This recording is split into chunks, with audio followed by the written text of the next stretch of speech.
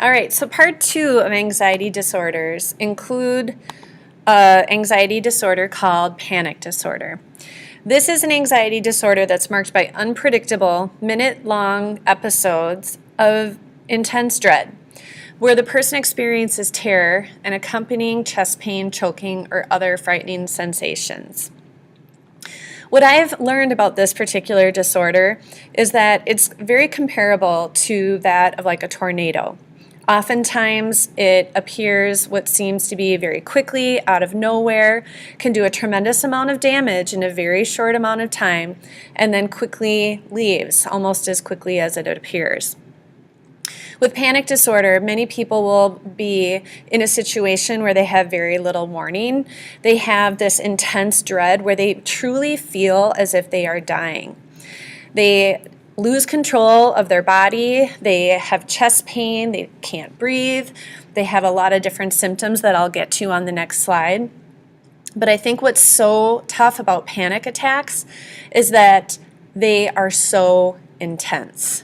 A lot of us have had what we almost consider like emotional or mental breakdowns where we feel like an uncontrollable urge to just simply freak out, cry, that sort of thing. But with panic attacks, they are much more severe. You truly are left incapacitated. And if you look at the symptoms, they're very similar to that of a heart attack. Heart palpitations, shortness of breath. Oftentimes, the person will, truly fall to the ground and they will be clutching their chest.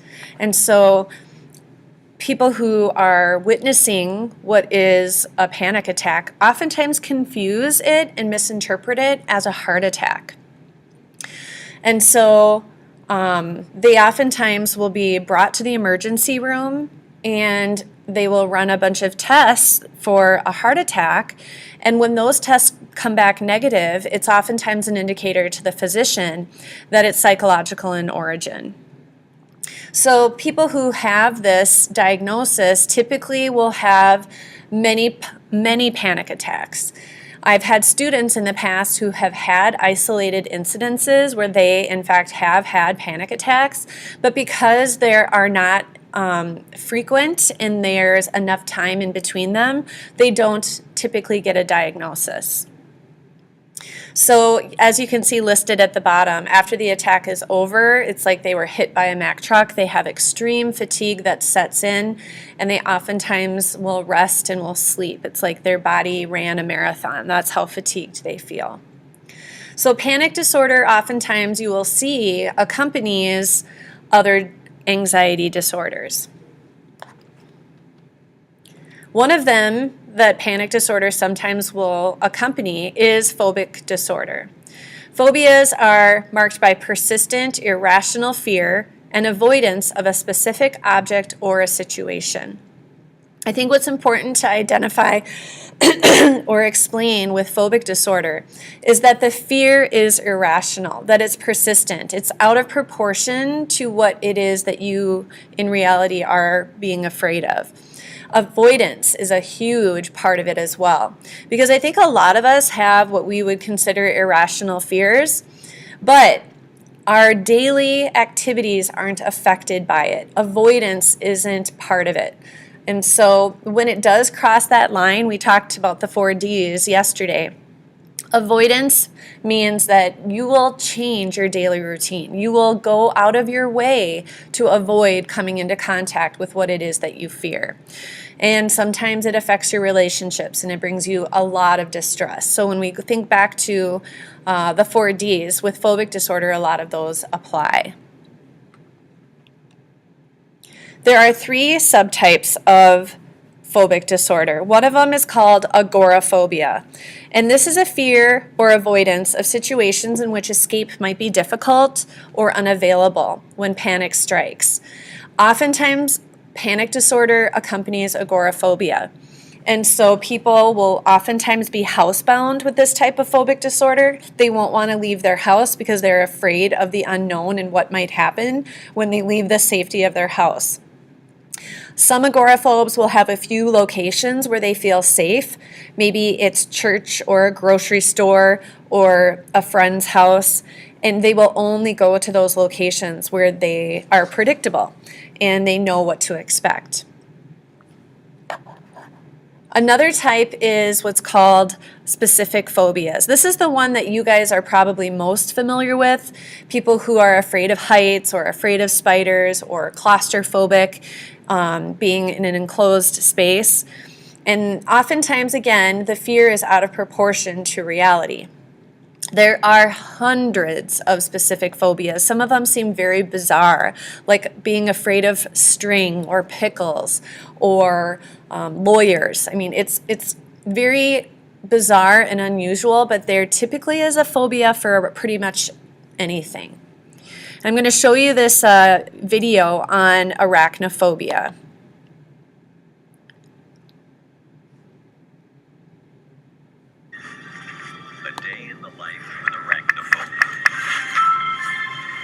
Would be my standard gear regardless of what time of year it was. When I did laundry, the moment that I got them from the dryer, I would put them in a plastic bag.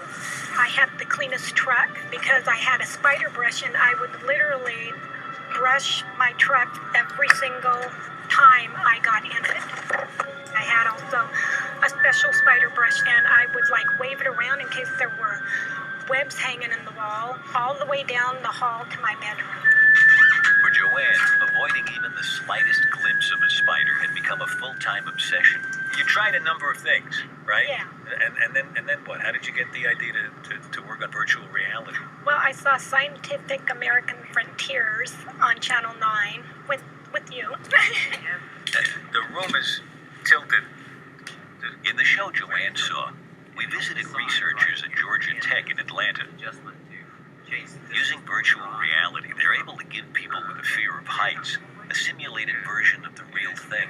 Look down over the edge. Oh, you know what I hate is looking up. Right. That's what I've always said. Look up, you can see all The idea of VR therapy is to provoke the anxiety of the phobia, then help the patient cope with it. Want to give me a rating? 25. Just because you feel something in your body when you're up this tall doesn't mean that it's fear. It means you're human. After several sessions of VR treatment, our patient was even able to take a ride in a glass elevator.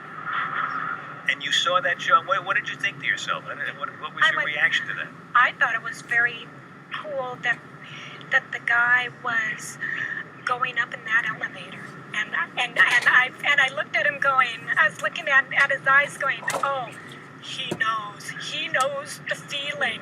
Oh, he's a tall one. Joanne Sakalaris, who lives in Seattle, went to her therapist and asked if virtual reality was being used to treat arachnophobia. He contacted a VR researcher at the University of Washington, Hunter Hoffman. Slowly. We make it a little tighter. Oh, okay. Okay. Is that better? Yeah. So if you hold your hand out, Yeah. you should be able to see your I see my hand. cyber hand. My cyber hand, okay. Within a few weeks, Hunter adapted an existing VR environment into one that's an arachnophobe's You nightmare. can just move over towards that base. There's the base, okay. Oh my, there's a spider. Okay. Now, what's that spider gonna do? It's unpredictable. I really did react immediately to that little thing wiggling his arms. What was your anxiety when you first saw it? Watching me along with Joanne is her therapist, Al Carlin. 0 to 100. Oh, I don't know, about 20 or 30. Okay. I mean, I had a little startled reaction. Uh-huh. I got used to it right away because it's clearly virtual. But there's something about that shape which I have an automatic reaction to. So try to herd him into the sink. Into the sink. Yeah. So you just have to bend your knee so you can see him. Yeah, there you go. Push him into the sink. Okay. One more. There he goes. Now see these little red and blue buttons just to your left? Yeah. Touch those and that'll turn the water faucet on. There, see, you turn the water on. Yeah. Now touch this apple Yeah. and you turn on the garbage disposal. Oh, the poor guy. Why didn't we just throw him out a window? Well, it comes back. Oh. Yeah. well, let's forget about it. Okay, let's take a short break. All right. Well, am I cured now? Yeah. That was You're quick. the best judge. You're the best. How will I know if I'm cured? We'll find out.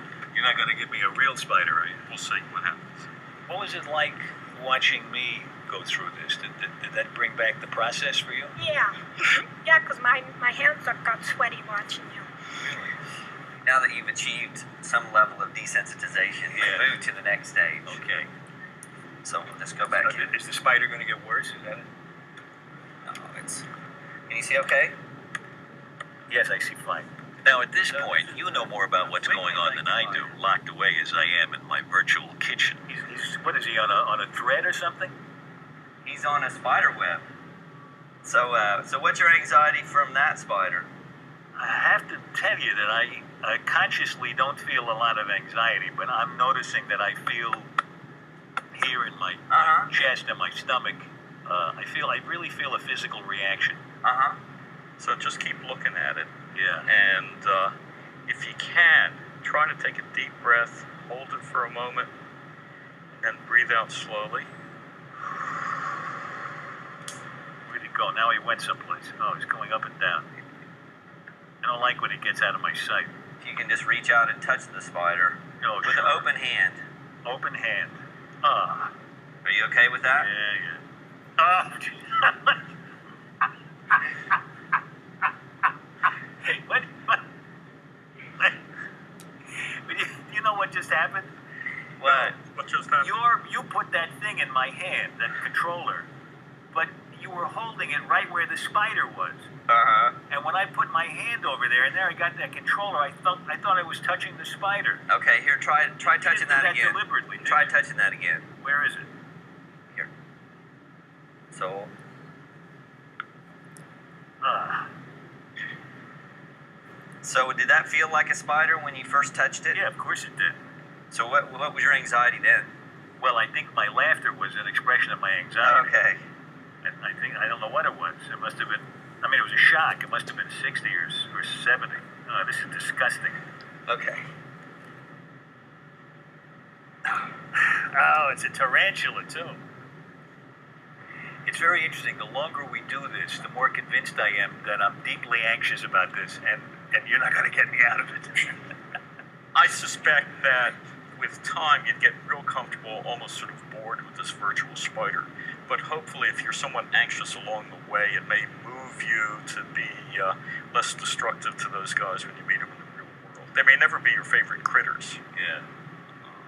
But I can learn to coexist with You can learn to coexist, and I think to also learn to coexist and be less troubled by the visceral response you have to them. Is this something you could have done before you had that therapy? No. Really? Since Joanne came up with the idea of VR therapy for arachnophobia, the program has been extended and is now being offered to others. You wouldn't even have been able to look at a field? Yeah. And here you are walking through I it. know. And then what are you experiencing? Nothing. Really? Joy. It's so, I can't explain it. It is so, I went camping, and I've never been able to go camping before. And, that to me was,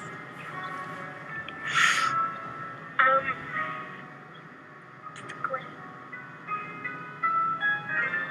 Not only can Joanne now go camping, she's even ready for a visit from Rosie. I understand you had a real fear of tarantulas at one time.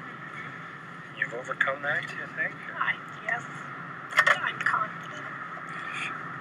This is someone, remember, who could spot a tiny spider 50 feet away and fly into total uncontrollable panic. Oh, this is so cool. Can you feel the little claws at the end of her feet? They're like a cat foot. As for me, my mind is filled again with visions of that tarantula I struggled with in the swimming pool as a kid. When it started to crawl up your arm, I was cringing. I thought, how can she tolerate that? And then you're the one who had the problem. And I'm sitting here thinking, I'm gonna go out of my head if you let that crawl any further up your arm. All right.